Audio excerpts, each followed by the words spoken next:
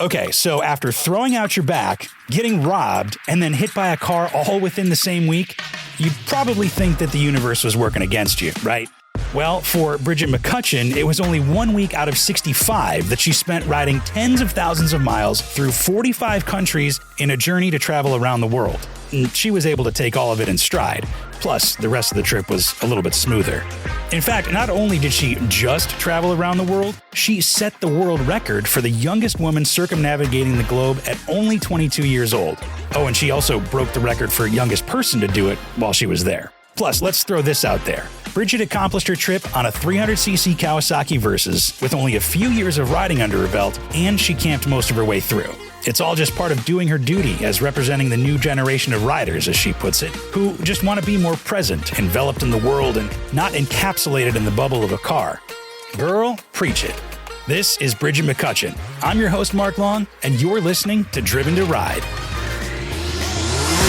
All right, Bridget McCutchen, you are on Driven to Ride. Hello. Hello. Nice to meet you. Great to meet you. Thank you so much for being here. I know that you've gotten a lot of attention for what you've done and accomplished. And again, as a fellow Midwesterner, I can understand it's a lot, I imagine. So it is. Sometimes it's very foreign because, like you said, not a lot happens in the Midwest, and people in the Midwest think when someone in the Midwest is like, wow, that's a lot, it's maybe not a lot for the rest of the world. Yeah. But it's sometimes I don't think I forget, but I sort of, it isn't present in my mind, and then I'll think about it again. I'm like, yeah. Right. Yeah, like an LA or New York, like 5 is probably like a Wisconsin, Illinois, Michigan 11. So yes. In terms of attention and fame and all that. And but let's start right from the beginning. What do people know you for? What is your claim to fame? Well, I guess the motorcycle trip. So, I've never thought about it this way before. My claim to fame is being the youngest person to go around the world on a motorcycle. And I'll put an asterisk there and say officially. So yeah, that's a very recent development. I started the trip in August of 2022. And then I ended it in November 4th of 2023. And yeah, that's what I did. Many continents, many countries. I think there was 45 countries. And then there was 1, 2, 3, 4 continents. Not bad. Someone was like, actually, these are 2 separate continents. I'm like, oh. So I got another continent for free. Hey, there you go. The youngest person. And also, I believe you are another title too. You set another record with that. Well, so I've broken the record for youngest person, and I've set the record for youngest woman. So as far as I know, there is no other young women that have done what I've done because Guinness has all these requirements and whatnot. There is, right, to my knowledge, no one else that has done it, finished as young as I have, and done precisely what I did. So officially. That's pretty cool. Yeah, yes. No, that is awesome. Well, first, congratulations. Like you said, it was 18 months? Yeah. It was, I think, 450 days. I remember the 400. Okay. Yeah, no, that's a significant amount of time. So it's not like you can just jump on the bike and head down to the store. It's a little more involved than that. So a little bit, just a little. Yeah, but let's go back even further a little bit. How did you even get into motorcycling? What started your motorcycle, experience? Well, my family started. That was where it came from. So my oldest brother Michael got a motorcycle when I was really young. Because he didn't have a car. He just had a motorcycle. And so he would ride that everywhere. In winter, and like we were talking about before, Wisconsin winters are rough. No and joke. He was an engineer, and he had this sidecar that he built for it. And that's how he would get around, is he would just bundle up. He didn't have any heated gear or anything. Wow. He just went for it. Yeah, he just bundled the hell up and would ride around. And he would, he went down to Minnesota in winter and all this stuff. And that's how he would get to work. So he did that. And then my older brother, Thomas, got a crotch rocket. I think his first bike was a Ninja 250. I think it was one of the newer models. And it was bright red, as one does. And then sort of from there, like Thomas sort of stayed into motorcycles. Michael sort of got out of it. But then all of my siblings got motorcycles. And I think I was the last of the siblings that currently have motorcycles to get one, which is irony right there. But it just sort of been like my dad has one, and it's not like, it was all just transport. It wasn't like motorcycle adventure. Michael sort of did some of that, and Thomas definitely did. Thomas went to South America. Oh, wow. Okay. On his motorcycle. Yeah. So it was utility and then kind of started from there. Yeah. Thomas was really the one that took it from utilitarian to adventure. And Thomas is actually the reason I did the trip, because he had done his trip. He had come back, sort of recovered from it. And then I was having a conversation with him, and he basically said, I found this news article about this guy, Henry Crew, who was the last person to do the trip. And at the time, Crew was 23. He was 23, almost 24. And at the time, I was 20.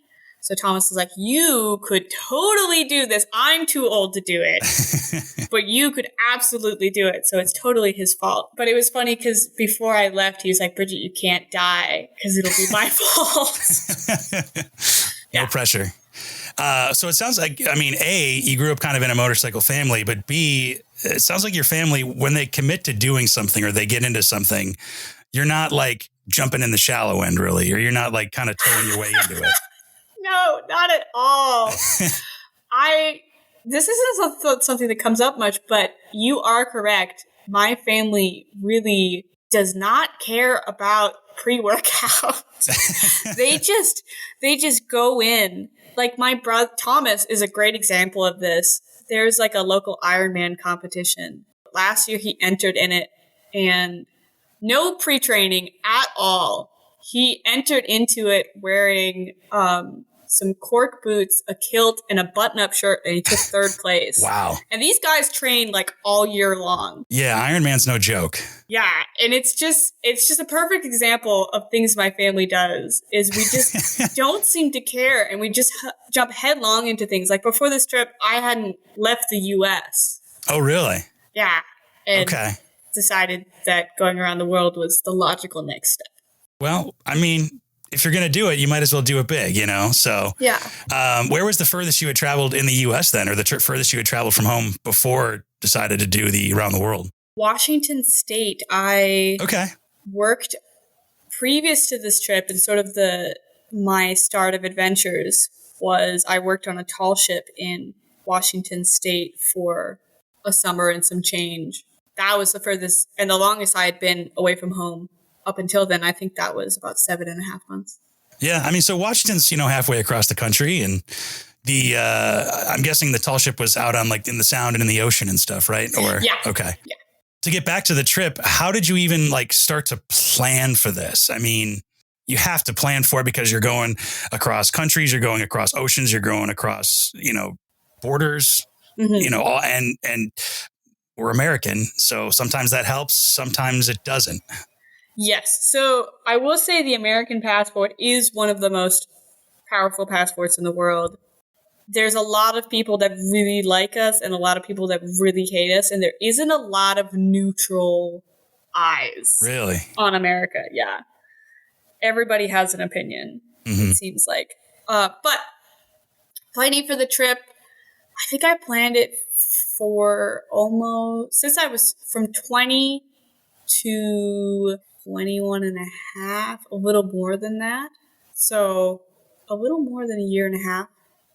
I didn't. So I had planned originally to leave in May of 2022. And then I ended up leaving in obviously August because I completely changed my plan. Because originally I was planning going straight over to Europe first. And for reasons to do with the weather and other things, I decided to go south first because I had to go over 2 antipodal points and I had to cross the equator. Okay. For the record. So the rules for the record are you have to go over 2 antipodal points, which are 2 points that directly oppose each other on the globe. So if you stuck a needle through Peru, it would come out in Thailand somewhere. Makes sense. And then the second one is you have to cross the equator at least once. You have to have the same bike the whole time. You can't stay in one place for more than 2 weeks. The journey has to be continuous in one general direction. And you can't get arrested. Oh, you can't? Seriously? No. Yeah, seriously. You can't break any laws. Interesting. So I had to be really careful. I did manage not to, but you have to be really careful to not get arrested or get in trouble or anything. So does that even count like a speeding ticket? Maybe. I don't remember if it was for fines too. I don't know how Guinness would know. Right, yeah. Unless we told them, but I did manage not to do that. We did get pulled over once for speeding, but he let us go. So. Well, I mean, if speeding is one of those like gray areas things where I feel like you probably could get away with 1 or 2, but like a reckless driving or whatever the equivalent is in that country would probably be a different story. So, dude, reckless driving in some of these countries, it would have to be like riding around with a horse on the back of a moped erratically. Yeah, which would be hard to do because I'm pretty sure they've done it. Yeah, it's like some of the things that like either the memes online or sometimes you see people in different countries where they really use a motorcycle for their families. They're real. Yeah, they're exactly like you saw that in person and you're probably like, did you do like a double take at all where it was like, this is really happening in front of my eyes right now? There was a few times. After a while, it just becomes so normal that you don't see it. Mm-hmm. Mm-hmm. I mean, you do see it, but it's just like, okay, there's another 4 people on one motorcycle. There's another 5 people. My favorite was when there would be like the father driving and then there would be a child squished in between the father and mother and all you would see is his little hands and legs poking out. Very secure. Yeah. Yeah. Safety first. Yeah. But planning wise, there wasn't. The biggest planning was figuring out my route and where I needed to go and then figuring out visas. So originally I had planned to go through Russia, which was the plan. I even got a Russian visa, a 4-year Russian visa. That was going to be the plan for, the Asian section of the world. Sure. But obviously that didn't end up working out and I had to change my plan. Basically, it became very certain that I couldn't go through Russia while I was in Europe. So I did all of South America. And in Buenos Aires, Guinness basically told me you can't go through Russia. Oh, wow. So it came from them, not from you. Yeah, it did come from them. I was going through, I was like, let's go. And I have 2 friends, Lavi and Ollie. As I was doing my record, we're simultaneously doing a record for youngest pair to go around the world on a motorcycle. And they had 1 bike. And they went through Russia while I was going through Asia. So it worked. They did it. Yeah. Maybe it was like your brother where it's like, hey, we don't want to be liable for anything to happen to you. So we're going to let you, we're going to have you go another way or whatever. So that was exactly what it was. Yeah. So you said your day job and your real life is kind of boats and all that kind of stuff. Yes. So how do you even start to put your like real life, quote unquote, on hold for year and a half, almost 2 years like that? This is the kicker is it's actually really easy with boats. Okay. Because boats, especially in the Midwest, and unless you're on the coast, even then, they're seasonal. Good point. Yeah. So oftentimes you have a contract, a 6 or 8 month contract, and you work for them for the summer, or maybe you do maintenance in the winter. But then you're off the hook, and you can either go and work on another boat, which is, they want people to go work. They want them to stay in this sort of shipping world, but they want them to go work on other boats because you get different experience. and you can trade off crews, and it works pretty well. And that's how it used to work, is people would sign up for a contract. So for me, like before I left, I worked on the Madeline Island Ferry, and that is a full-time job. But because I work on other boats, I quit my job there. And now I just go back to work on a different boat. I can just sort of pick up where I left off and come back. Now, right now, I'm trying to get together the Guinness stuff and give everything to them in the way that they want it. They're very picky, so I'm trying to be careful and take my time. But hopefully I'll have that all done by April. But then in April, I'm planning on going back to working on boats. Yeah. So it sounds like really you just almost kind of make it a chapter where it's like a chapter of your life. Like this is where the start of it's going to be. Mm-hmm. And this is where abouts the end of it is going to be. And then we'll just kind of pick back up where we left off. Yeah. And it is, in my personal experience, it's easier because I'm younger and I don't have a family and I don't have all this stuff that I am responsible for.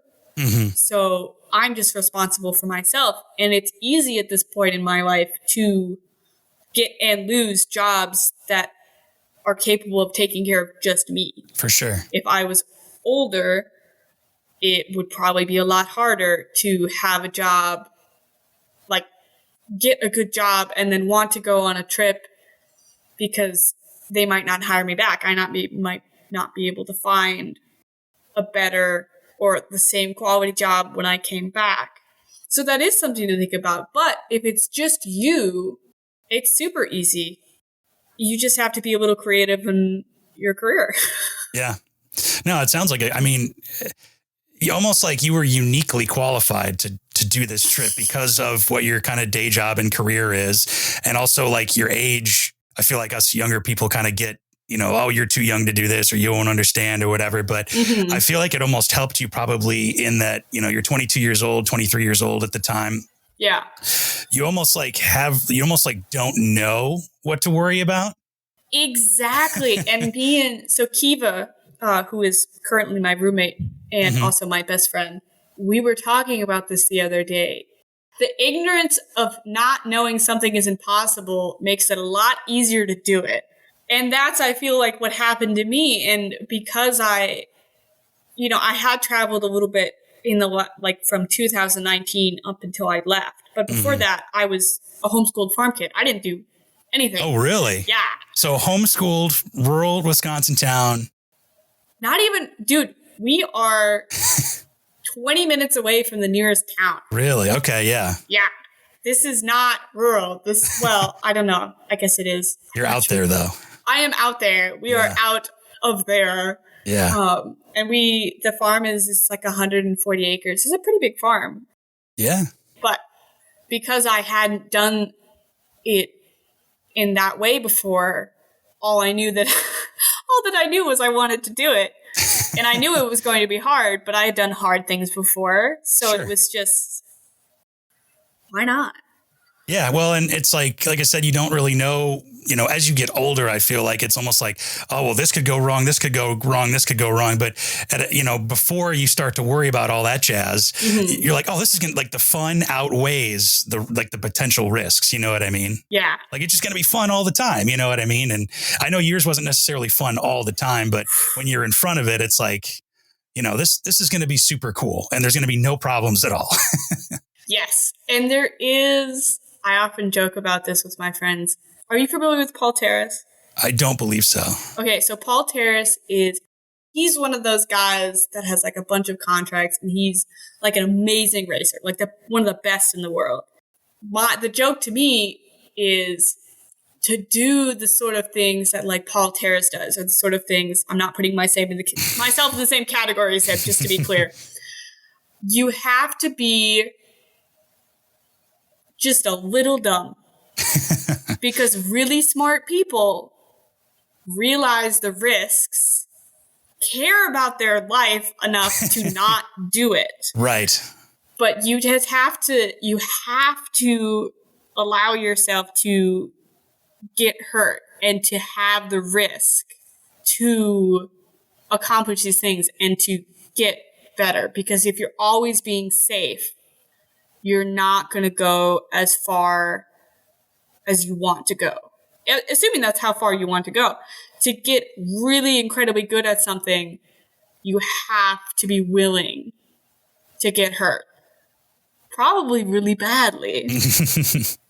And so that's why smart people don't do it. What's the quote? It's ships are safe in the harbor, but that's not what ships are built for. Exactly. That's good. I like that. And, I personally view not as dumb, but just sort of like, okay, Kiva. Kiva is an incredibly intelligent person, and she thinks about things, and she assesses risks. And that really affects, especially when we were first starting, it really affected her motorcycling, because you have to, like going on sand, you have to go fast if you want to stay upright. And if you're cautious, you're going to fall over. But when you go faster, that risk level goes up. So it's either maybe you learn very slowly and you fall over a bunch, but it's not a big deal, or you learn very quickly. Well, let's during your trip, did you get injured at all? I mean, a bunch. Like, not severely enough for like a hospital visit or anything, right? Or maybe.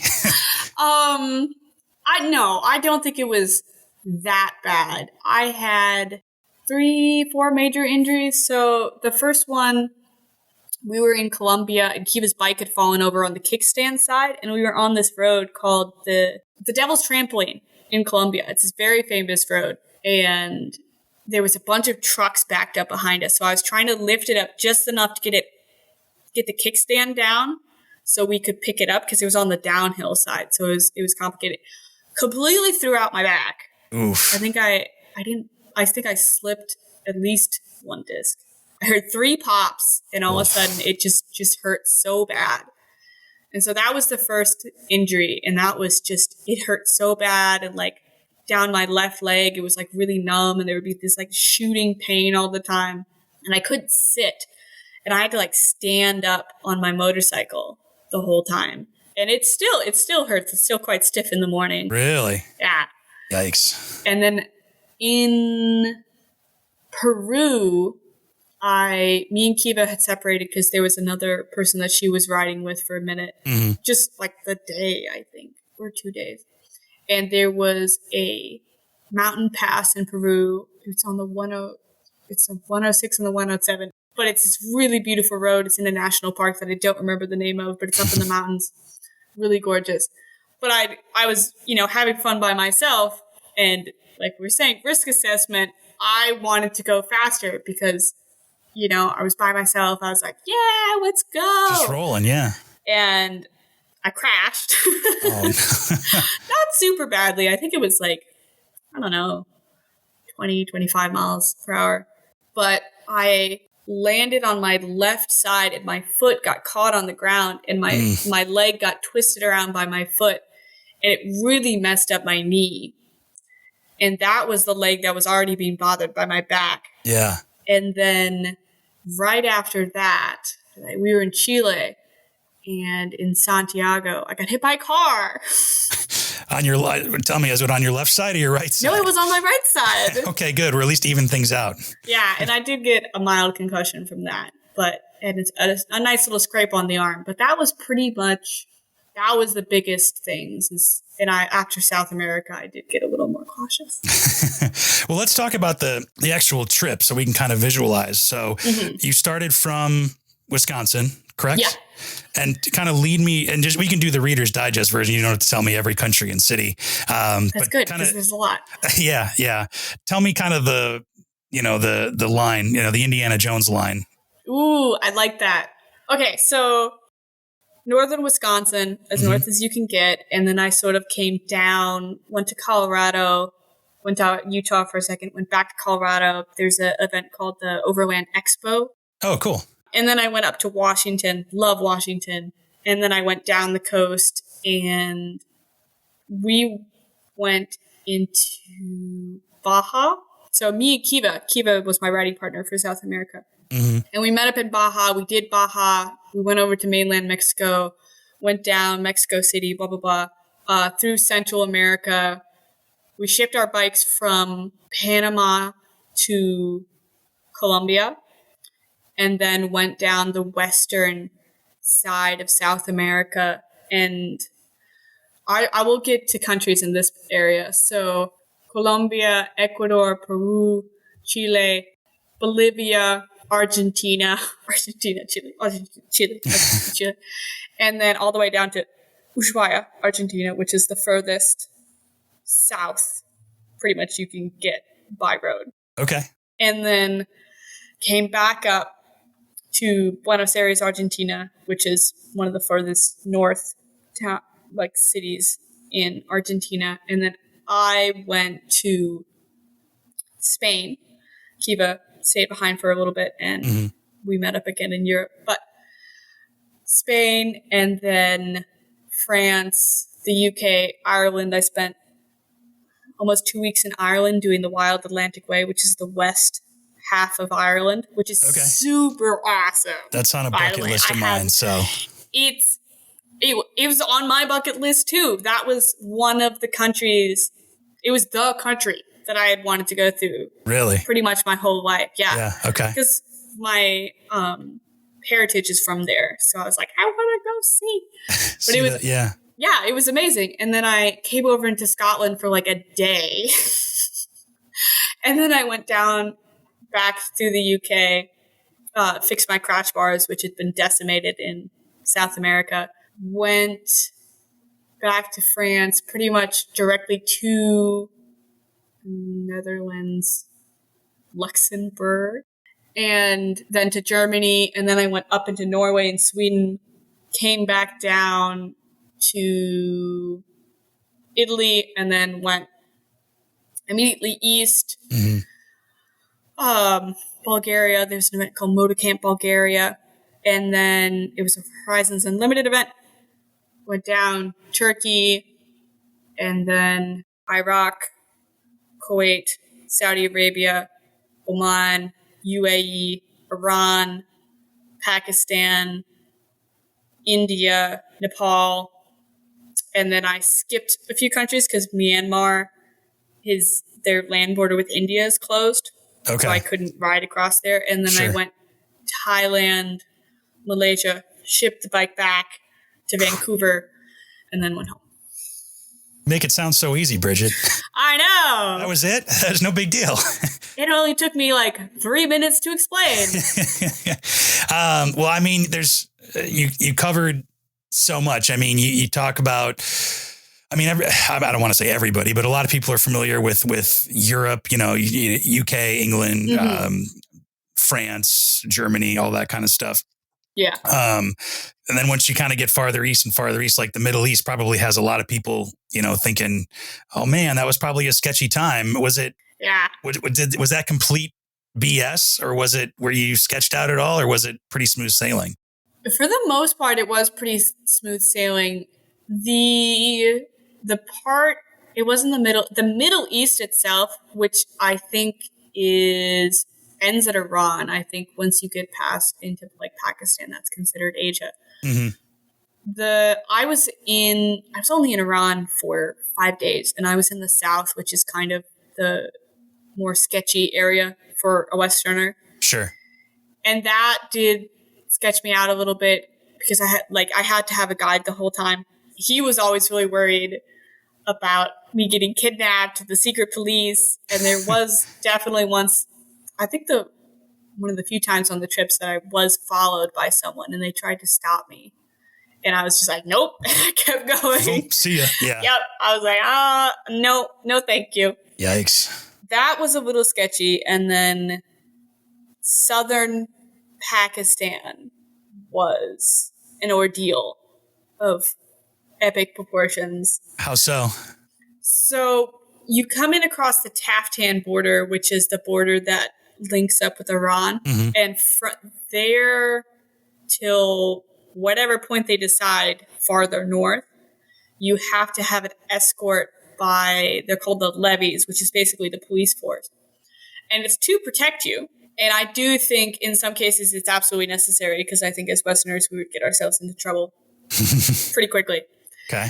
But you go up with the levees and they switch out with each other a whole bunch. Gotcha. Like a relay kind of? Yeah, exactly. And sometimes they go really fast. Sometimes they go really slow. It's always very difficult to communicate with them because pretty much all of them speak a few words of English, but it's really difficult. And you have to be very firm with them. You have to be like, I need gas now. I need food now. Because the communication is not there. So you have to either non-verbally communicate with them. A lot of motorcyclists had trouble with them. And they were like, guys are terrible, blah, blah, blah. And they're really, being a woman, it is very different because they do deal with you differently. For me, I was just very clear. Like if I needed gas, I would pull alongside them and be like, my tank, like I need gas. We need to stop. Or I would just stop. Actions do speak louder than words, yeah. They do. But southern Pakistan, it's the furthest thing from developed. And it is, like the culture there is very rich. There's a lot going on. But the people there are not used to seeing Westerners. And when they do see them, they're with the levees. And if like we stopped, there would immediately be a crowd of people around. Really? And they just stare at you. And they don't blink because they're not used to seeing Westerners at all. So they just stare at you. And the men there are very, very forward. Oh, God. And like even the levees, I could not give my phone number to any of them because they would ask for official reasons. Sure. And then they would immediately be sending you messages like, I love you. Please marry me, blah, blah, blah. And it was just like, it was exhausting. It was super hot. Yeah. And just before I had gone there in the Middle East, I had gone through, Iraq, Kuwait, Saudi Arabia, some of the hottest places in the world in August. Because I had planned to be in Russia in August. Right. Which would have been perfect. Right. What kind of misconceptions did you discover about the world that were, that maybe us Americans have it wrong about, or maybe something that kind of pleasantly surprised you that you had a misconception about, anywhere in your journey? I'm sure there was more than one, but.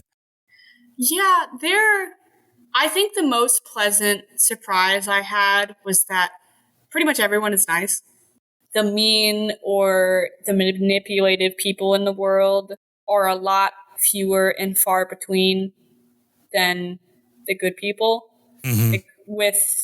Our day-to-day lives, I feel like we don't get a chance to test how people would react to us basically coming to their door and asking for help. And when you're doing the sort of things that I did, it's pretty much constantly what you're doing is you are at the mercy of the goodwill of people around you. And people will surprise you, and they're very kind to travelers most of the time. Now, with that said, we did get robbed, but that was one occurrence. And then immediately after that, the whole the motorcycle community really lifted us up and set us on our way better off than we were beforehand. Mm-hmm. So it's really easy to see the tiger in the bush and think it's there all the time, but to realize that there's really not a lot there. As far as misconceptions, in America, we are taught that America is safe and everywhere else is dangerous. And to be perfectly honest, America is one of the more dangerous countries. Really? It is, just passively, because, with all these freedoms that we have the freedom to basically mess each other up. And now that is true in all places. Like there's you go into a city in any country and there's probably places that you shouldn't go. But sure. There are a lot of these countries' cultures that one of their fundamental beliefs is being kind to travelers, being hospitable. And I don't think we get that as much in America. But on the news and other places, you're only seeing this keyhole view of what other people look like. And even what I didn't get to see much for long. but it's so different from what I thought it would be. And I think in the biggest way is when I started, I was very suspicious of people. And I think that really affected how people felt about me. Because me and Kiva talk about this, it's like, if you come into it thinking it's going to be a certain way, that's what you're going to find. Yeah. That's just how it works. If you come into it and you think all the police are corrupt and they're going to rob you, they are. And, that it's not armor. It's not going to protect you always. Your positivity isn't going to protect you always. You are going to find situations that comes true in, but I think it happens a lot less. And I'm not sure if it happened to us less because we were women and because people wanted to take care of us because we were women. And that's very possible. But I do think a lot of it is because to the people we met, we were as accommodating and as respectful as we could possibly be. And I think that worked very well for us. Yeah. I mean, a little bit of kindness went a long way. It goes a huge way. And you are not only a guest in their country, but you are representing your country. It doesn't matter if you don't agree with everything that happens in whatever country that you're from. You are what they see as your country. Yeah, they're that snapshot, or you are that snapshot. Exactly. You are the snapshot of your own country. And you can either make them be more open to visitors coming in, or you can make them be much more closed off. And I wouldn't say it's a duty. I think about it as an obligation to just make life easier for everyone else, because it's not hard. And I do think part of that is learning not to take things personally and just letting your mind sort of bend and around these things and not try and pick them apart and not compare them to your own experiences in your own country, because they're completely different. And I really think that's something that the Western world really struggles with, and something that I realize I struggle with personally, and something that changed a lot for how I think about the world. I think this is one of the biggest things that I changed, is letting people do things their own way. Because when you think something's wrong, it might not feel like you're taking it personally. But for me, it was like I was taking it personally. You are doing that wrong. That is not the way it works. That's dumb. It will work better this way. But there are reasons that it works that way. And maybe they don't have the time to sit there and explain it to you why this is the way it is. But if you try and tell them that they're wrong, or dismantle it, or change their culture, or whatever, it normally doesn't work, or it's normally very detrimental. Yeah, it doesn't do anybody any good. So, so talking about kind of change over the course of the trip and everything, how did it feel to get off that bike for not the last time, but the last time for that trip when you got home? It felt really nice. My butt was sore. Tired, sore.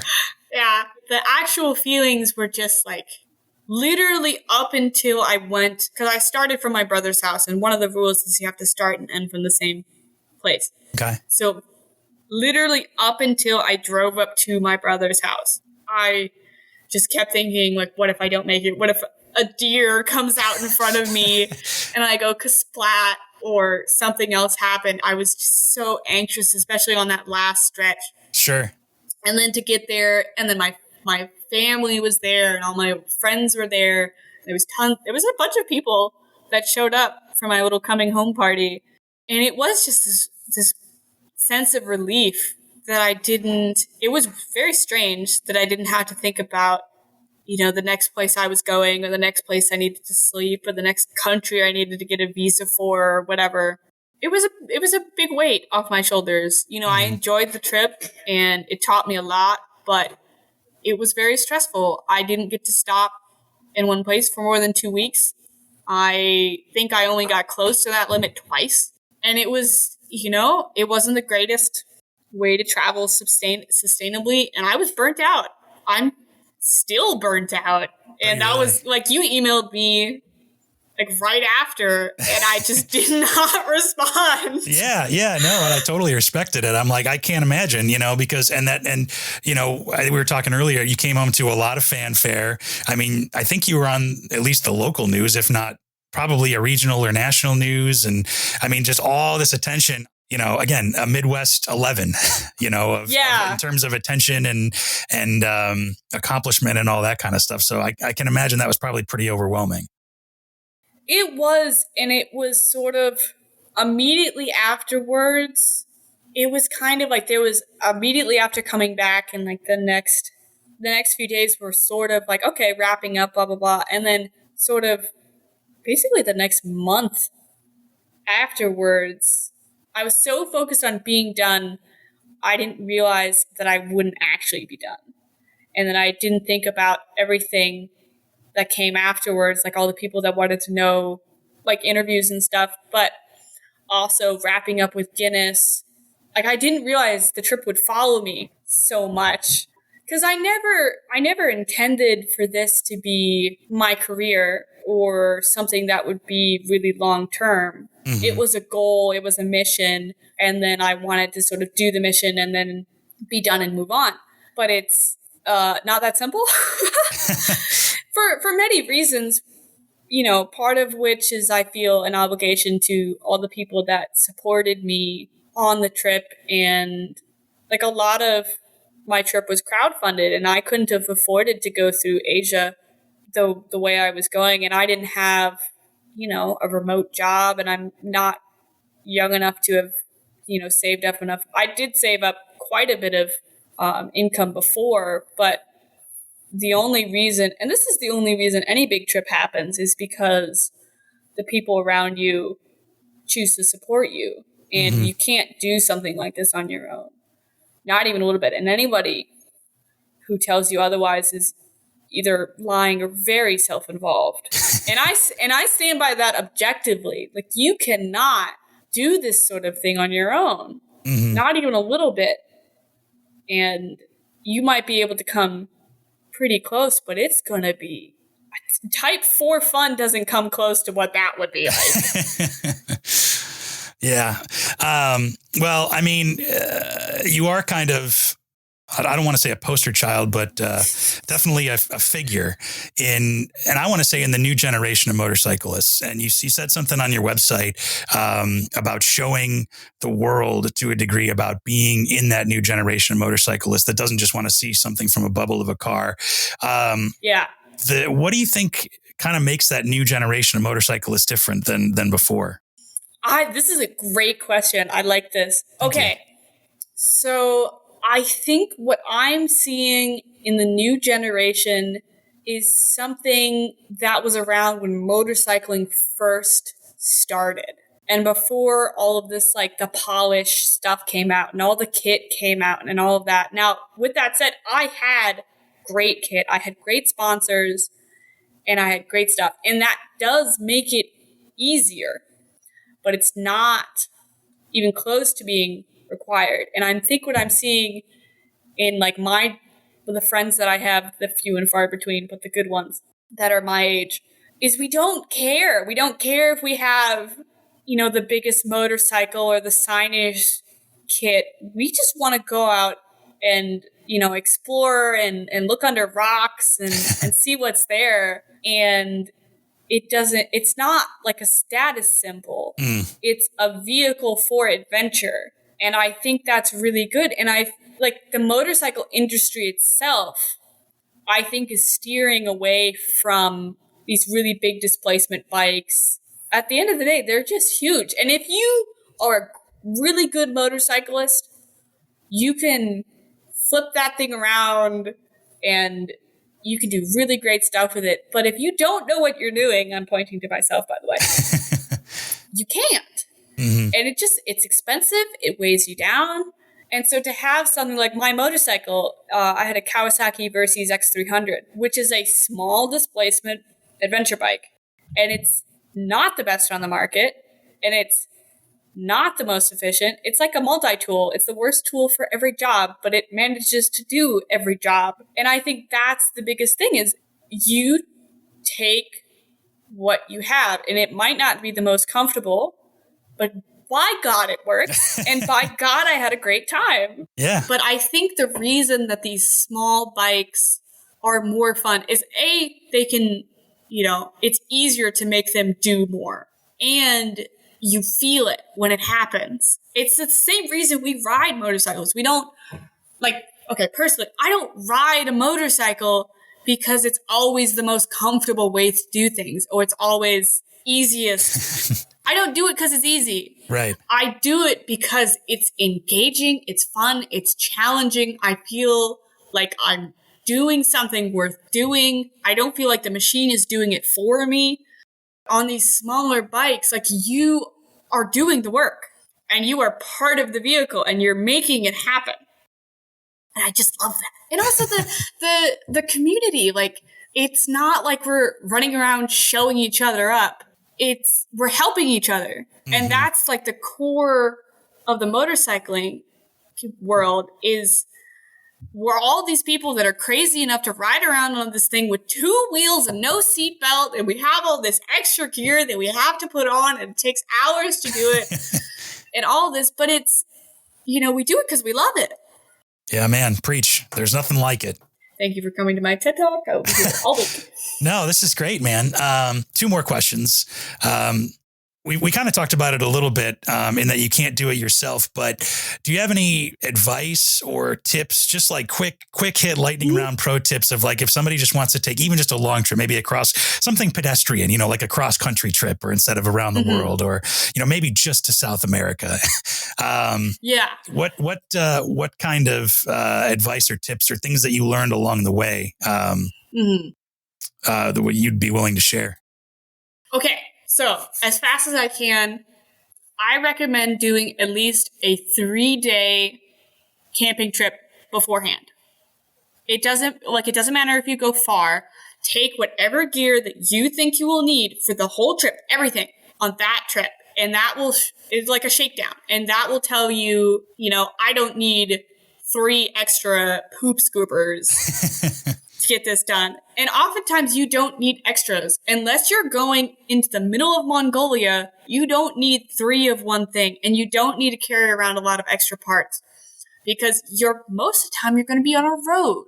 And someone's going to come around on that road sometime. You might have to be a little patient, but you'll be fine. And I think the biggest thing is most of the time, you'll be fine. I would advise if you are going to remote areas, have some sort of satellite something, even if it's just like an SOS button that all it does is send a text to someone. Like the Garmin Mini is a good one.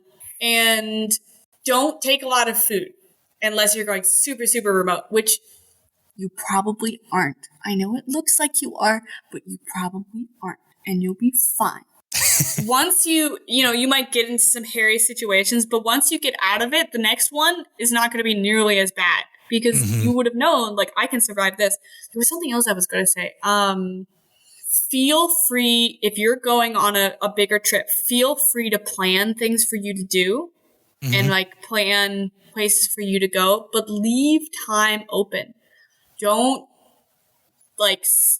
if you have no other option, feel free to stack on the miles, but you're just going to be tired and it's not going to be as much fun. Leave time open either to rest or to stop at the side of the road. Like maybe you stop by, like you riding past a cafe and there's a bunch of other motorcyclists there and you want to go say hi. Leave time to be spontaneous. Have a theme, but leave some time. Also, another really important thing is take care of yourself. Make sure you're getting enough sleep. Make sure you're getting enough food because that will determine immediately how much you're enjoying your trip. Because if you're even a little bit tired, it affects everything. And just take care of yourself and you'll have so much more fun. I love it. My last question though, and I think I already know the answer, but if you had to go back and do it all over again, would you? Yes, 100%.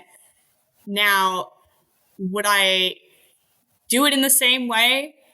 Hopefully not, but I absolutely would. If I was doing a big trip like this again, I would plan to do it in sections. And I think I would either have like buy a bike in the country, ride around with it, sell the bike when I left, or find a friend there and use the bike. But I would do it in sections, like maybe 3-month, 4-month sections, and then go home for a little bit, recharge, let it become novel again, and come back. Because when you're doing it like right after another, there is only so many beautiful, majestic, breathtaking, awe-inspiring mountains you see before they come normal. They're just mountains, though. Yeah. They're just mountains.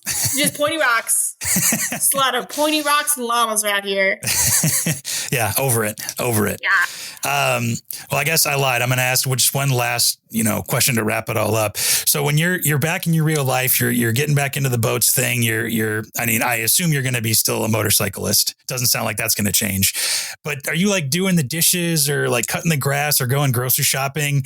Are you like kind of doing these, what we'd call like mundane everyday tasks, and it just hits you like, holy shit, I ran around, I rode around the world. It absolutely does. It absolutely does. And it freaks me out sometimes because I'll be doing the most mundane things. And then I realize, like, I went around the world on a motorcycle. I'm 23 and I went around the world on a motorcycle. Oh my God. Yeah. That's so cool. It's like some weird fever dream, it feels like, or something, right? It is. And it really is. Like I just went from 0 to 1,000, and it is really weird to think about that. Because like you said, I'm back. It's normal. It's it's mundane again. So it's very strange to think about the thing that I did, and I did do it. Kiva's here. It's real, right? It's pretty crazy. Yeah. Well, I'll tell you this. I think that even if you never did a big trip ever again, I think you're one of the coolest motorcyclists out there. Aw. Thanks. So, and as a fellow Midwesterner, don't discount the Midwesterners and don't discount the small town folks, man. Yeah. Dude, some of the people here are scrappy. Yeah. You can do a lot. And sometimes you have to do a lot with a little. So I think that's the thing that sets us apart from a lot of people is because we're isolated, we work with what we got. And I think that's a great system. Yeah, man. Yeah. So, well, Bridget, thank you so much for this awesome conversation. This has been one of my favorites. So I really appreciate it. Thank you. I hope we can do it again sometime. Yeah, for sure. All right. See ya. All right. Thanks. Thanks for listening to Driven to Ride. Interact with us and check out full unedited conversations, photos, interviews, video interviews, plus other goodies on YouTube or Instagram at Driven to Ride Podcast. Or you can check us out at driventoridepodcast.com. And make sure you leave us a rating and review from wherever you get your podcasts too. Do you have an idea for an episode or a guest, or you want to invite us out on an adventure? Email us hello@driventoridepodcast.com. Driven to Ride is wholly owned by Flint Rock LLC, made possible with help from Matthew Miles, and written, hosted, and produced by me, Mark Long.